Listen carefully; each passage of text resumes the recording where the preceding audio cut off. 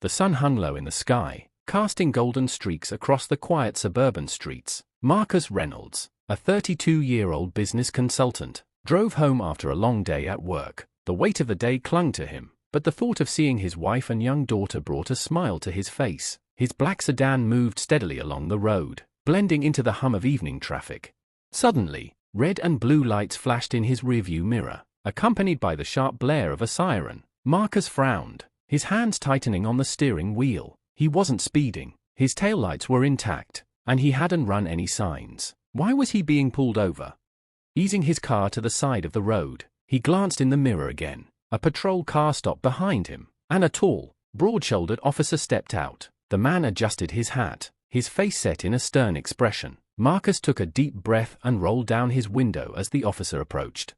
"License and registration," the officer barked, his tone cold and commanding. Marcus nodded politely. "Sure, officer. May I ask why I'm being stopped?" The officer's eyes narrowed. "Do as you're told." The sharpness in his voice sent a chill through Marcus, but he kept his composure. He reached into his glove compartment for his registration and pulled his wallet from his pocket, careful to move slowly. He had heard too many stories of situations like this escalating. Handing over his documents, Marcus asked again, "Is there a problem, officer?" The officer leaned down, his eyes scanning Marcus's face. "You tell me, a car like this doesn't exactly scream of honest living, does it?" Marcus felt his stomach drop. He knew what was happening. It wasn't about a traffic violation. This was about him, his skin color, his presence in this neighborhood, his success. "I assure you, everything is in order," Marcus said calmly, though his heart pounded in his chest. The officer straightened, a smirk curling his lips. "We'll see about that. Step out of the car." Marcus hesitated. "Is there a reason for me to step out? I've complied with everything you've asked." The smirk vanished, replaced by a glare. "Step out, now." Marcus's jaw tightened, but he opened the door and stepped onto the pavement. The evening air was cool, but sweat beaded on his forehead. The officer circled him like a predator sizing up its prey. "Hands on the hood," the officer ordered. Marcus obeyed, his palms flat against the warm metal. He could feel the eyes of passing drivers on him, their gazes heavy with curiosity or judgment. The humiliation was sharp, but Marcus refused to let it show. The officer began patting him down, his movements rough and unnecessary. "Carrying anything you shouldn't be. Drugs? Weapons?" "No, sir," Marcus replied firmly. The officer chuckled, low and mocking. "You people always say that." Marcus clenched his teeth. He wanted to shout, to demand respect, but he knew it would only make things worse. Instead, he looked straight ahead, focusing on the horizon.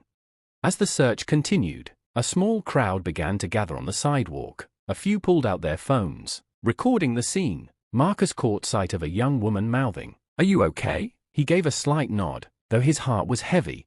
The officer finished his search and stepped back. "Nothing? Guess you got lucky this time." Marcus turned to face him, his voice steady despite the storm brewing inside. "Lucky? Or innocent?" The officer's smirk returned. "Don't push it." Before Marcus could respond, the officer's radio crackled. He turned away to answer, giving Marcus a moment to breathe, but the relief was short-lived. When the officer returned, his expression was darker. "Stay right here," he said, heading back to his patrol car. Marcus stood by his car, the weight of the moment pressing down on him. He didn't know what the officer was planning, but he knew one thing: this wasn't over. Marcus watched the officer retreat to his patrol car, his stomach twisting into knots. The man was clearly searching for something, anything, to justify his aggressive behavior. Marcus knew the drill. He'd seen it play out in countless stories. A so-called routine stop that spiraled into something far more sinister. The murmurs of the growing crowd reached his ears. People whispered, their phones capturing every second. It was both reassuring and unsettling. On one hand, witnesses might deter the officer from escalating further.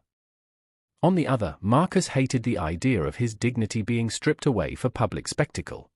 After what felt like an eternity, the officer emerged from his car, holding a clipboard. His smug expression sent a warning through Marcus's gut. "You're in trouble now," the officer announced, his voice loud enough for the onlookers to hear.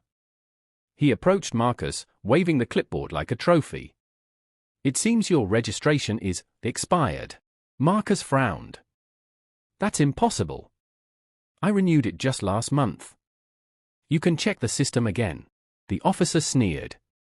Are you saying I don't know how to do my job? Marcus took a deep breath. I'm saying there's a mistake. The officer's face darkened, and he stepped closer, invading Marcus's space. What's your tone, boy? You're in no position to argue. The word boy hit like a slap. Marcus felt a surge of anger rise in his chest, but he forced himself to stay calm. Reacting emotionally would only play into the officer's hands. Officer, Marcus said evenly, I have proof of my renewal in my car. If you'll allow me to retrieve it. The officer cut him off. Don't move unless I tell you to. Hands where I can see them. Marcus raised his hands slightly, palms facing outward. Fine. Then check the system again. Call your dispatcher if you have to.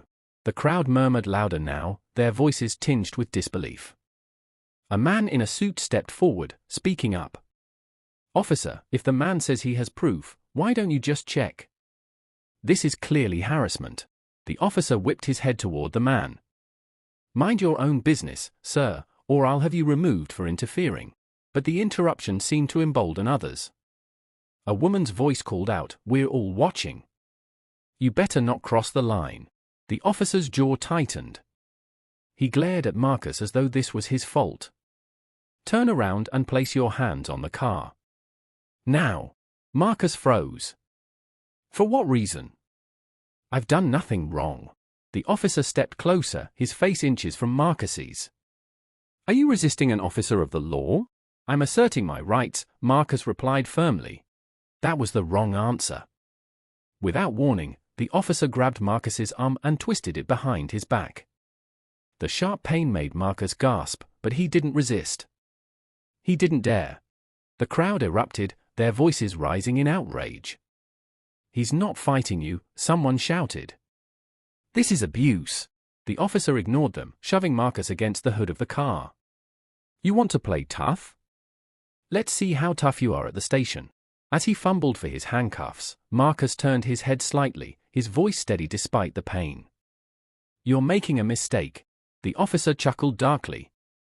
The only mistake here is thinking you can mouth off to me. Before he could secure the cuffs, another voice cut through the chaos. Let him go. Now. It was calm, authoritative, and laced with power. The officer froze, turning toward the source. A black SUV had pulled up, and from it stepped a tall man in a sharp suit. His presence was commanding, and his tone left no room for argument. The officer straightened, his hand still gripping Marcus's arm. This is a police matter. Step back. The man approached, flashing a badge that immediately caught the officer off guard.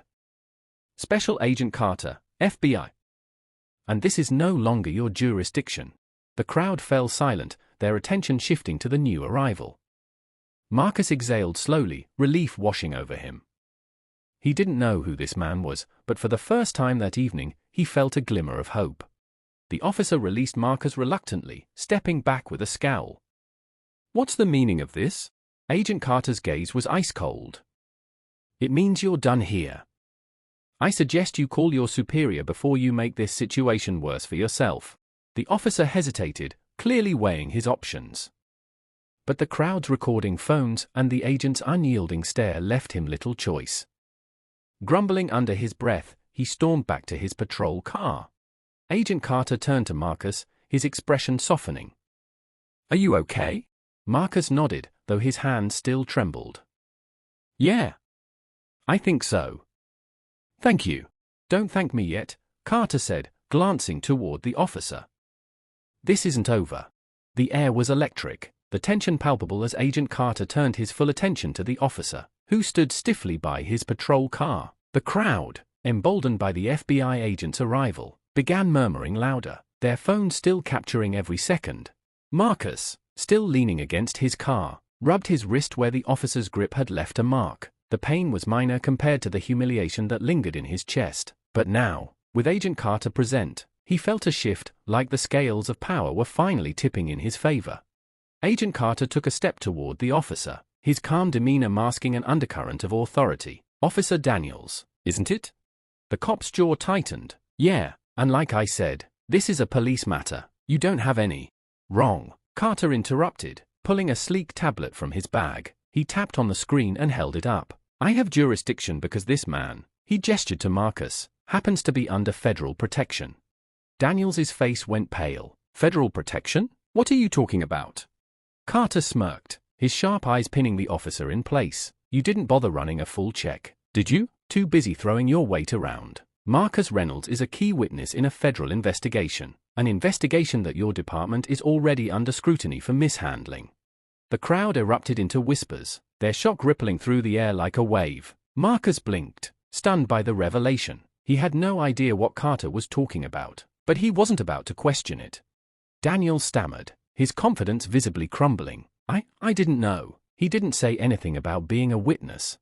Carter stepped closer, his voice dropping to a dangerous tone. Did you give him a chance? Or were you too busy trying to make an example out of him? Daniels opened his mouth to respond but closed it again, his lips pressed into a thin line. Carter continued, his words slicing through the tension like a blade. You've been recorded using excessive force, making racially charged comments, and violating this man's rights. If you think this ends with a slap on the wrist, you're sorely mistaken. The crowd's murmurs grew louder, and someone shouted, yeah, hold him accountable. Marcus found his voice, stepping forward. Agent Carter, I appreciate your help, but what happens now? Carter turned to him, his expression softening. Now, Mr. Reynolds, we make sure justice is served, but first, let's make sure you're okay. Do you need medical attention? Marcus shook his head. I'm fine, just shaken up. Understandable, Carter replied. He gestured to a nearby officer who had arrived on the scene, one who seemed far less hostile than Daniels. Escort Mr. Reynolds home. I'll handle things here. Daniels bristled at the command. You can't just take over. Oh, I can, Carter snapped, his patience thinning. And I have. Or would you prefer I call the Federal Oversight Committee right now and let them review your entire department? Daniels said nothing, his fists clenched at his sides. As Marcus was guided toward the waiting patrol car, the weight of the night began to sink in. He glanced back at the crowd, their faces a mix of hope and anger. His gaze lingered on Agent Carter, who was now speaking to a group of officers with clipped, authoritative gestures. For the first time that evening, Marcus felt a flicker of relief, but he also knew this was just the beginning. The officers' actions wouldn't be swept under the rug, not with so many witnesses and so much evidence. As the car pulled away, Marcus's mind raced. He thought about his family, his community, and the countless others who'd faced similar injustices without anyone stepping in. He wasn't just angry anymore, he was determined. This wasn't just about him, this was about something much bigger, and he was ready to fight. Marcus sat at his kitchen table, his hands cradling a steaming mug of coffee. The event of the previous night replayed in his mind like a bad dream. Every sharp word, every aggressive move, every humiliating second. The only thing keeping him grounded was the fact that it was all on record, multiple recordings. In fact, videos of the incident had already begun circulating online, turning his ordeal into a viral flashpoint. His phone buzzed, breaking his thoughts. It was a text from Agent Carter. We need to meet. Important developments. I'll come to you. Marcus felt a mix of unease and anticipation. He had questions about Carter's sudden intervention, about why he had claimed Marcus was a federal witness. None of it made sense, but he trusted the agent had a plan. An hour later, Carter arrived. He was sharp and composed as always, carrying a folder and a laptop bag. After brief pleasantries, he sat across from Marcus. Mr. Reynolds, I know you're still processing what happened, but we need to talk about Officer Daniels. Carter began, setting the folder down. Marcus frowned. What about him? Isn't it obvious he abused his power? It's more than that, Carter said, opening the folder to reveal documents and photos. Daniels isn't just a bad cop. He's part of a larger problem. We've been investigating systemic corruption and discrimination in your local police department, and Daniels is a key figure. Marcus leaned forward, his pulse quickening. Systemic? You mean this goes beyond him? Carter nodded grimly. Much further. We've uncovered patterns of misconduct, unlawful stops, fabricated charges, even tampering with evidence. Daniels has been at the center of it for years, but he's always managed to avoid consequences. Until now. The agent pulled out a tablet and tapped a video file. The screen lit up with footage from Daniels's bodycam, synced with audio. Marcus watched as the familiar scene of his traffic stop unfolded, but this time, he could hear everything Daniels had said before approaching his car. "Another one," Daniels muttered to himself, his tone dripping with disdain. "Let's see how tough this guy thinks he is." Marcus's stomach turned. The officer's malice was clear from the start. Carter paused the video. "This footage, combined with the recordings from witnesses, paints a damning picture, but it's not enough. We need to tie him to the larger corruption." Marcus sat back, his mind racing. "What do you need from me?" "We want to use this incident to build a case," Carter said, "not just against Daniels, but against everyone involved in covering up these practices. It's risky, but if you're willing, we can expose the entire system." Marcus hesitated. The weight of the decision pressed down on him. He thought of his family, of the potential backlash, of the danger, but then he thought of the countless others who'd suffered in silence, who didn't have an Agent Carter to step in. "I'll do it," he said finally, his voice steady, "whatever it takes." Carter nodded, respect in his eyes. "Good, then here's the plan." Over the next few days, Carter worked tirelessly with Marcus to prepare. They gathered witness statements, reviewed more bodycam footage, and traced Daniels's connections within the department. What they uncovered was staggering: falsified reports, coordinated cover-ups, and even an internal chat group where officers openly shared racist remarks and celebrated abusive behavior. The evidence painted a picture of a deeply rooted culture of prejudice and corruption, one that extended far beyond Daniels. Meanwhile, the videos of Marcus's encounter continued to gain traction online. The story was picked up by local and national news outlets, sparking protests and demands for accountability. Marcus found himself thrust into the spotlight, his face becoming a symbol of resilience and resistance. One evening, as he scrolled through the news, his phone buzzed with an unknown number. Hesitant, he answered. "Mr. Reynolds," the voice on the other end said, low and threatening. "You're making a big mistake. Drop this, or we'll make sure you regret it." Marcus's blood ran cold. He hung up and immediately called Carter. "They're trying to intimidate me," he said, his voice shaking.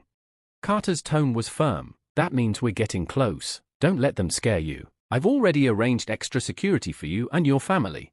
The tipping point came a week later, during a press conference held by the local police chief. Standing at the podium, the chief attempted to downplay the incident, calling it an isolated case of misconduct. But Carter wasn't about to let the narrative be controlled. With Marcus by his side, he stepped forward and addressed the crowd. "Isolated?" Carter repeated, his voice cutting through the murmurs. "Then explain this." He held up a flash drive. Contained on this drive is irrefutable evidence of systemic corruption within this department. It includes bodycam footage, internal communications, and witness testimony, and I assure you, the public will see all of it. The room erupted in gasps and whispers as reporters scrambled to capture the moment.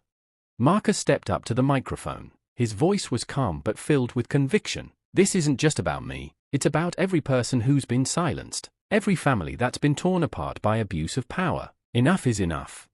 Daniels, watching from the back of the room, turned and stormed out, his face pale. The walls were closing in, and everyone knew it.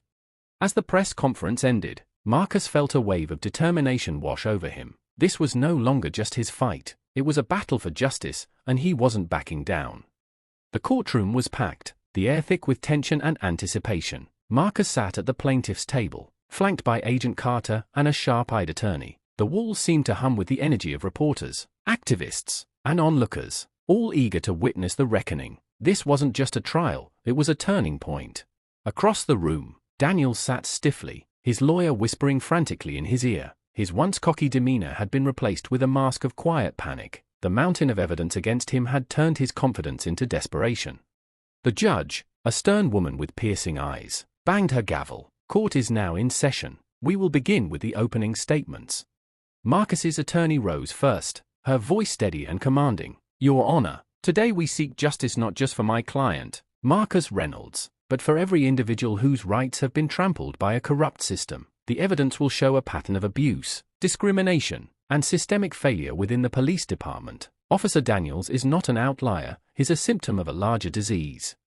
Daniels's lawyer stood next, his tone defensive. "Your Honor, my client maintains that his actions were lawful and within the scope of his duties. We will prove that this case has been sensationalized and blown out of proportion." Marcus felt a surge of anger but kept his face calm. He wasn't just here for himself, he was here for every nameless victim who never got this chance. The prosecution's case was airtight. Witness after witness took the stand, recounting their experiences with Daniels and the corrupt system he represented. A local business owner testified about being harassed repeatedly. A young mother broke down as she described how her son had been falsely accused of a crime. But the most damning testimony came from within the department itself. A whistleblower, an officer who had worked alongside Daniels, stepped forward. He detailed the unspoken rules of the precinct, the casual racism, and the deliberate targeting of minority communities. When Carter presented the internal chat logs, the courtroom gasped. The messages were vile, filled with racist slurs and boasts of misconduct. Daniels's name appeared repeatedly, leaving no doubt about his involvement. The defense struggled to counter the flood of evidence. Daniels took the stand, but his attempts to justify his actions fell flat. The more he spoke, the clearer it became that his arrogance and prejudice had driven his behavior. As the trial neared its conclusion, Marcus was called to testify. He took a deep breath as he approached the stand, his heart pounding. This was his moment to speak, not just for himself, but for everyone who had suffered in silence. Facing the jury, he recounted the events of that night with unflinching honesty. He described the fear, the humiliation, and the anger that still lingered. "But this isn't just about me," Marcus said, his voice steady despite the lump in his throat. "It's about a system that allows people like Daniels to thrive. It's about the countless others who never got their day in court. I'm standing here today because I refuse to be silenced." The courtroom fell silent, the weight of his words hanging in the air. When the jury returned with their verdict, the tension was palpable. The foreperson stood, her voice clear and resolute. "We find the defendant, Officer Daniels, guilty on all counts." A collective gasp swept through the room, followed by murmurs of relief and triumph. Marcus closed his eyes, a wave of emotion crashing over him. Justice had been served. In the days that followed, the fallout was immense. Several high-ranking officers resigned, and a federal investigation into the department was launched. Policies were scrutinized, reforms were promised, and the community began to heal. Marcus became a symbol of resilience and courage, his story inspiring others to speak out. He knew the fight wasn't over, systemic change would take time, but he also knew that progress had been made. As he stood outside the courthouse, surrounded by supporters, Marcus felt a deep sense of purpose. This wasn't just his victory, it was a victory for justice, for accountability, and for the countless voices that had finally been heard. And as he looked out at the crowd, he knew one thing for certain: this was only the beginning.